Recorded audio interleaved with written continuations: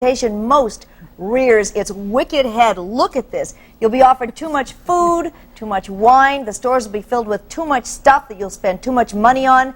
Can you resist? Can you? No. I didn't think so. Just a simple answer. No, I'm a complete addict. I mean, thank God I'm scared of drugs and I don't like the taste of alcohol because I would really be in trouble. And I mean, if I find a great tuna fish sandwich someplace, I will drive 2 miles a day just to get there. And you know what you always tell me? And then I call her and I say, I've got to lose weight. And you know what you say? Yeah, I say, don't eat, Gail. Like I'm not Jewish, right? I mean, it's like, now I'm hooked on M&Ms. M&Ms wall to wall. And when Michael said, where do you want to go on your honeymoon? I said, the Betty Ford Center. There are M&Ms in your pocket, too, I know. Today we're going to get you some help, okay? Because we have a therapist who's going to get into the psychology, enjoy the donut of resisting temptation. Also, a motivational expert with some real solid how-to tips on how to do it. Resisting temptation, how to get a handle on your own personal demons as we enter the holiday season. Coming up. It can't be done.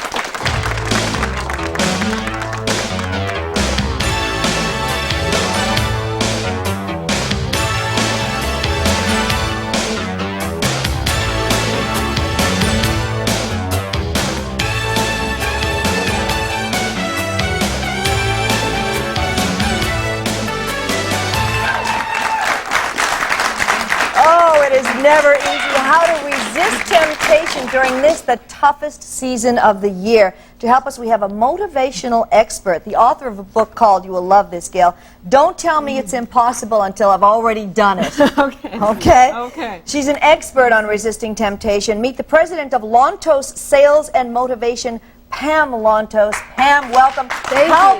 We need you, obviously.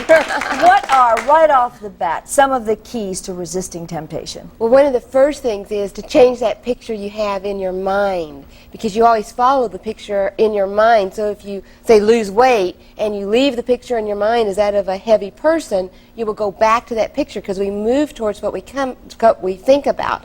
And so what the main thing is to change the picture first. So if you want to be thin, see yourself as thin. If you want to quit procrastinating, see yourself as a person that gets things done, reprogramming the mind. Okay, so now we have to visualize that because the mind doesn't understand sarcasm. So if you say, boy, am I fat, the mind just says, boy, are you fat. Okay, you're fat.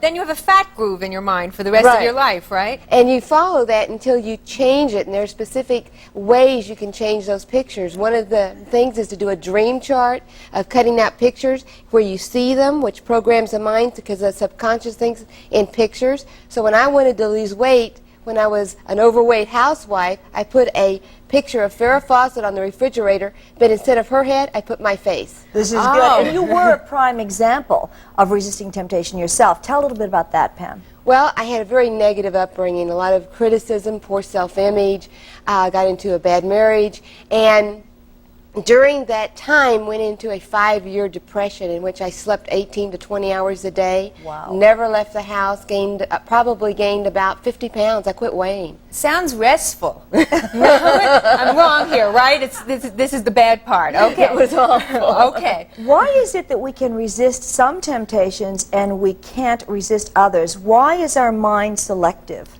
Well, there's certain things we kind of like, and we gravitate towards those things. Some things are okay. I mean, it's okay to have an occasional reward.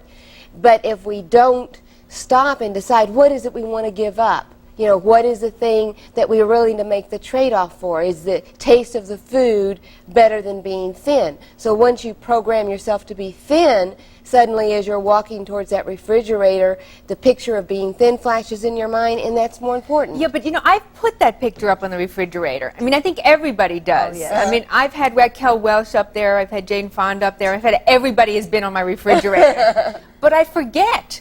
I mean, you know, and then the M&M approaches and I forget. Well, one of the things is, like, first, you know, put yourself up there with your face, but also things such as affirmation cards, where you put your goal. And say if your goal is I want to sell more, I want to weigh a certain amount, I want to quit procrastinating, I'm going to get a promotion into management. And when you set that goal down, you start reading it every day for 21 days, because it takes 21 days to basically change a habit. Really? Now, how did you figure that out, 21 days? Well, when I was in this depressed state, I started reading all the books and tapes that I could get my hands on and listen to, and they all said 21 days, so I started doing everything because I was in a desperate state. But aren't some addictions tougher than others? For instance, cigarettes. Cigarettes, well, it's just going over it and over it and over it until the desire in your mind to not have it becomes stronger, for what it is that you're wanting to achieve. So you're telling your mind, I don't smoke, I don't smoke, I don't overeat, and then it will finally record, and you'll get the groove. In a sense, that's close. It's just actually doing it in the positive. Because if you say, I don't overeat, the mind hears overeat. So you say, I am thin.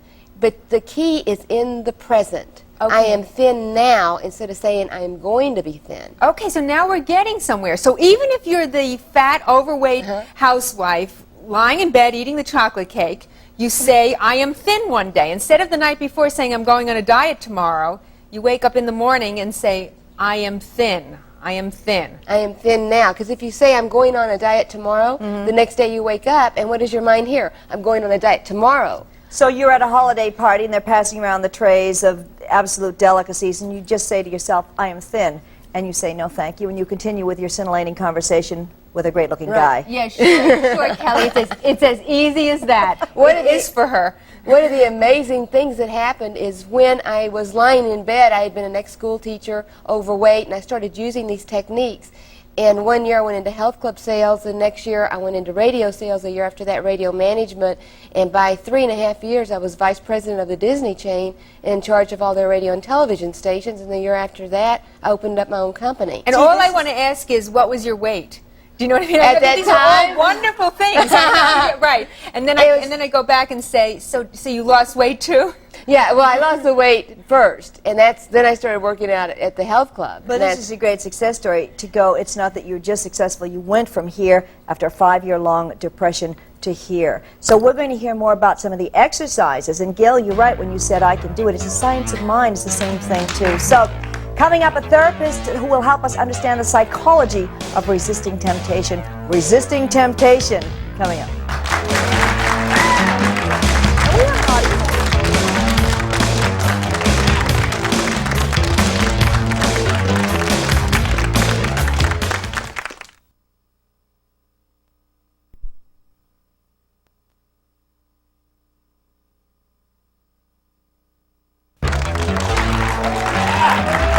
Oh, it's a tough one. Resisting temptation is our topic this morning, and to help us, we have another woman now joining us who really knows how to do it.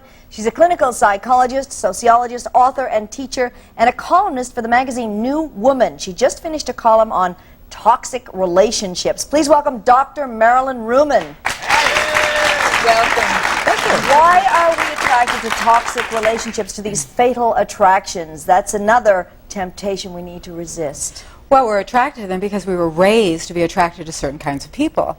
Now, none of us really think of it that way, but in our past we usually have all kinds of people who have taught us what we know today, and they've taught us a lot of things that we are always trying to overcome. So, for example, if you had a dad or mom who, really made it kind of hard to get love, you're going to go out and find someone who kind of makes it hard to get love, and you're going to try and make it good this time. You're going to try and make it happen this time. You're going to conquer it. Yeah. So how do you get him out of your mind? Like, I can't get the M&Ms out of my mind, but I also could, when I was single, not get the guy out of my mind. I once said in a psychiatrist's office, if I could take a pill to get him out of my mind, don't you think I wouldn't take half of it?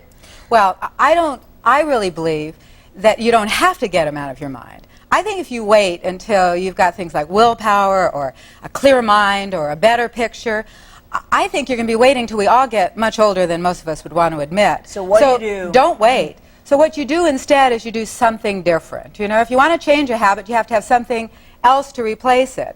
And or toxic relationships can be really bad habits. In fact, they are bad habits. I usually suggest to people that the first alarm system that goes off in their head should be that I'm attracted to somebody. the kinds of guys that I'm attracted to are usually the kinds of guys I should never be involved with. So first of all, your attraction is a great signal to run like crazy.